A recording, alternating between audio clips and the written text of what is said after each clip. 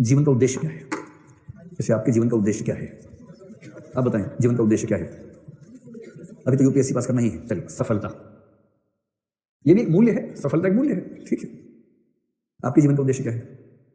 Clear करना, तो यही हो गया। अच्छा क्लियर नहीं है, अच्छा क्लियर नहीं है, तो क्लैरिटी ही उद्देश्य मान में क्या करना है? शादी करना है, तो इनके जीवन का उद्देश्य विवाह करना, तो फिर अब यहाँ क्यों है?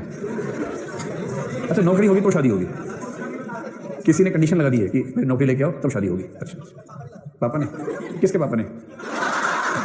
अपने पापा ने। अच्छा भाई अपने ही पापा ने कंडीशन लगाई है कि पहले नौकरी होगी तब शादी करेंगे। मुझे लगा किसी और का पापा ने लगाई है, जिसके पास आप गए थे भिक्षुक मुद्रा में गए थे कि हाथ दे दो, ये हाथ मुझे दे दो ठाकुर, और उसने कहा कि पहले आइए बनो बेटा फिर हाथ देंगे तुम्हें, ठीक है। चलो और बताएं क्या उद्देश्य जीवन का? रुके हाँ, रिस्पेक्ट, तो सम्मान हासिल करना, ठीक है। एक एक करके बोलिए तो अच्छा लगेगा, हाथ खड़ा करके उसके बोलिए। हाँ महत्वपूर्ण लगना, दिखना, मतलब ताकत, सत्ता, शोहरत, प्रसिद्धि, यही सब ना, पावर, ताकत। चलिए उठ के बोलो, एक एक करके बोलिए। नहीं सुन पाया मैं, आप लोग समझ पा रहे हैं? अच्छा एक काम करें, आप सब लोग शांत हो, सिर्फ ये बोलेंगे जोर से। ओह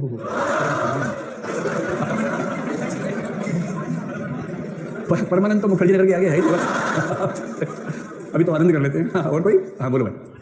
ज्ञान प्राप्त करना, बाप रे बाप, जबरदस्त जबरदस्त चल रहा है ज्ञान, दूसरों की मदद देने, परोपकार का मूल्य। हाँ आनंदपूर्ण जीवन हो तो क्या परमानंद, और कितना आनंद हो गया, परोपकार, अरे बाप रे बाप, इधर कुछ मोक्षकामी लोग भी पाए गए, बहुत बढ़िया मोक्ष। अच्छा चलिए बहुत शानदार, जबरदस्त। एक और लिख लिया जाए, बताओ एक एक करके। हाँ कौन था? सच्चे बने रहना, चलो कोई बात नहीं, अब इसी पे खेल लेते हैं, ठीक है। थोड़ा सा कोशिश कीजिए समझने की।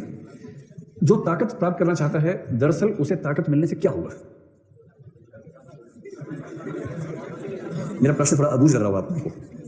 जिसको सम्मान चाहिए, जिसको विवाह करना है, जिसको सफलता चाहिए, जिसको ज्ञान चाहिए, जिसको परोपकार चाहिए, अंततः इन सब से मिलनी एक ही चीज है, वो है आनंद या सुख। बाकी सब कहने की बातें हैं, और आनंद का ही आध्यात्मिक शब्द है मोक्ष। मोक्ष क्या है? परमानंद है, सतचित आनंद अवस्था का नाम मोक्ष है। मोक्ष भी तो आनंद ही है, आपने नाम थोड़ा भारी करके बोल दिया है, तो वही कुल मिला के। इसका मतलब जीवन में कोई भी उद्देश्य रखेंगे, अंततः वो उस अंतिम उद्देश्य के रास्ते का साधन मात्र है। मुझे आईएएस बनना है, क्यों? आईएएस बनके सफलता मिलेगी तो क्या होगा? इससे मुझे ताकत मिलेगी तो क्या होगा? प्रसिद्धि मिलेगी तो लोग सलाम ठोकेंगे तो मजा आएगा। अरे आएगा तो मजा ही, अंत में कुछ भी कर लो अंत में आएगा मजा ही। और वही उसी मजा, मतलब दार्शनिक शब्द नहीं है, उसके दार्शनिक शब्द आनंद है, संतुष्टि कह लीजिए, सुख कह लीजिए, आनंद कह लीजिए, शब्दों का थोड़ा बहुत डिग्री का अंतर है। अंततः सुख या आनंद, यही मामला है। तो एक कंसेप्ट जो हम आगे चल के दर्शन में पढ़ेंगे, सुखवादी दर्शन पढ़ना है आपको, बेंथम, मिल, इन सबको पढ़ना है, हॉब्स को भी पढ़ेंगे, लॉक को पढ़ेंगे, सब घुमा फिरा के सुखवाद के समर्थक हैं। और इनका मानना है कि जीवन का अंतिम उद्देश्य केवल एक है, सुख। हाँ उसमें वेरिएशन हो सकती हैं, उसमें डिबेट्स खूब सारी हैं, वो डिबेट समझेंगे। लेकिन अभी के लिए एक बात समझें कि हम जीवन में जो चाहते हैं, दरअसल अंत में वो सब आनंद में शिफ्ट हो जाता है। अब इन सबका मूल्य मान लें, एक तरीका तो ये है। एक दूसरा एग्जांपल कुछ और मूल्य लेते हैं, जैसे एक मूल्य है शांति, विश्व शांति जैसे मान लीजिए, ठीक है। एक मूल्य है पंक्चुअलिटी, एक मूल्य है ईमानदारी। देखिए व्यक्ति को इंटेग्रिटी वाला होने के लिए क्या करना पड़ता है, समझ रहे हैं? यह संभव नहीं है कि जीवन की हर स्थिति में आप नैतिक रूप से ठीक ही होंगे। कभी कभी कंडीशंस ऐसी होती हैं कि आप नैतिक रूप से एकदम मतलब बेबाक हो नहीं सकते। जैसे कल वाली सिचुएशन, उधर माँ उधर प्रेमिका, या इधर बाप उधर प्रेमी, मिट्टी का तेल डाले खड़े हुए, माँ के साथ में जला के ऐसे खड़े हुए, और ऐसे में चुनना एक को ही है, गोल मटोल बात करनी नहीं है। अब ऐसे में यह संभव नहीं है कि आप ऐसा रास्ता निकालें कि जो एकदम ठीक रास्ता है, कुछ ना कुछ नुकसान तो होके रहेगा। और जब जब जीवन में ऐसा मामला फंसे, तब सही निर्णय कैसे होगा?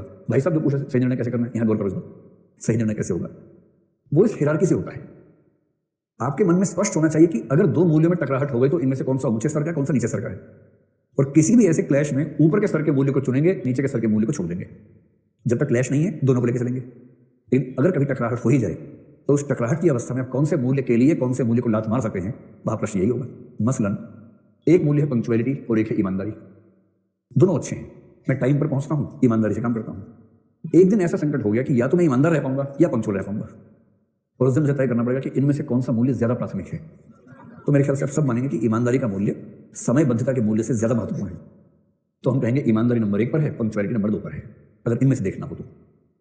फिर अगर इस दिन संकट हो जाए कि एक तरफ आपकी ईमानदारी है और एक तरफ विश्व शांति या देश की शांति या सुरक्षा है, मुझे विश्व की शांति या देश की शांति या समाज की शांति को बनाए रखने के लिए बेईमान होना पड़ेगा, और यदि मैं ईमानदार रहा तो समाज की शांति छिन्न भिन्न हो जाएगी।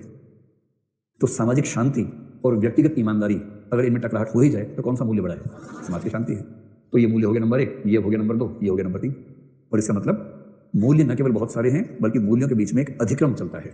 ये अधिक्रम सबके लिए समान नहीं होता, थोड़ा बहुत अलग अलग हो सकता है सबके दिमाग में, लेकिन मूल्यों में एक हिरार्की बनी रहती है। उसी हिरार्की के बेस पर हम जीवन की कठिन परिस्थितियों में फैसले करते हैं कि यहाँ हमें क्या चुनना चाहिए। समझ में आ गया? लास्ट अटेम्प्ट है इसका। मेंस इतना खतरनाक हुआ है कि नोबेल पुरस्कार साथ में मिलने की उम्मीद है आपको, रिजल्ट के अलावा एक्स्ट्रा में। इतना अच्छा लेके आए हैं। इंटरव्यू देने जा रहे हैं, तैयारी ऐसी है कि इंटरव्यू दे के नहीं लेके आने वाले हैं, इतनी शानदार तैयारी है। और जाते हुए अचानक घर के किसी मेंबर को उसकी तबीयत ऐसी बिगड़ी कि अगर उसे तुरंत लेके नहीं गए हॉस्पिटल तो बचेगा नहीं, और घर में उस समय आप अकेले व्यक्ति हैं जो लेके जा सकते हैं। यूपीएससी किसी भी स्थिति में आपको फिर से इंटरव्यू का मौका देगी नहीं, और यदि आप इस समय चले गए तो आईएएस टॉपर हो जाएंगे, लेकिन परिवार के उस सदस्य के अभाव में होंगे। नहीं गए तो वो बच जाएगा, और जीवन भर ये दंश बना रहेगा कि आप आईएएस नहीं बन पाए थे। भाई फैसले तो इसी स्थिति में होते हैं ना, ये थोड़ा कि पानी पी के चाय पीऊंगी वो फैसला है।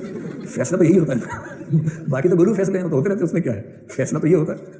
अब ऐसे टाइम पे 2 ही मूल्य हैं, एक है सफलता का मूल्य, एक है परोपकार का मूल्य या पारिवारिकता का मूल्य। अगर पारिवारिकता का मूल्य हावी है तो आप इंटरव्यू लात मार देंगे, अगर सफलता का मूल्य हावी है तो आप काउंट करेंगे इसकी उम्र तो वैसे भी 65 साल हो गई है, बहुत हुआ 5 साल और छोड़ो चलते हैं। डिपेंड करता है कि आपके ऊपर कौन सा मूल्य हावी है, और 2 अलग अलग व्यक्ति हो सकता है कि इस सिचुएशन में अलग अलग फैसला करें, क्योंकि उनके दिमाग में जो हिरार्की है वो अलग अलग है। पूरी कहानी स्पष्ट हो रही है अच्छे तरीके से। ये सब है मूल्यों की विशेषताएं, ये आपको लिखित रूप